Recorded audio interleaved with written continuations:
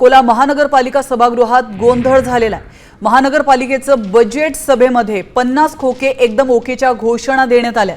यानंतर महापौरांनी काँग्रेस, ठाकरे सेना आणि वंचितचे मिळून 16 नगरसेवकांचं निलंबन केलंय।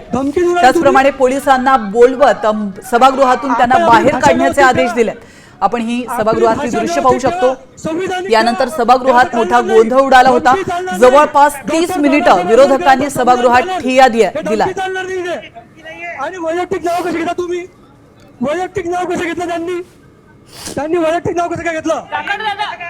दादा तुम्ही 2 मिनिटं वैयक्तिक नाव घेतलं आपण, योग्य नाही, योग्य नाही।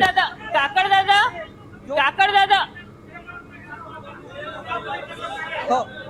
हे जे गोंधळ घातला यांना बाहेर काढा।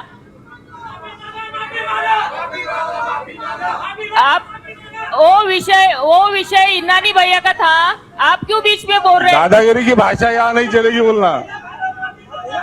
यांना बाहेर काढा। मी गार्डला सांगते की यांना बाहेर काढा। आपण हेच बोलू ना, मग सभागृह नेता करताय आपण तेच बोलू।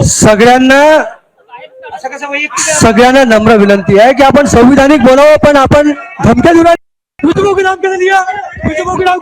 राणा व्हायचं मुख्य कारण सत्ताधारी आहेत।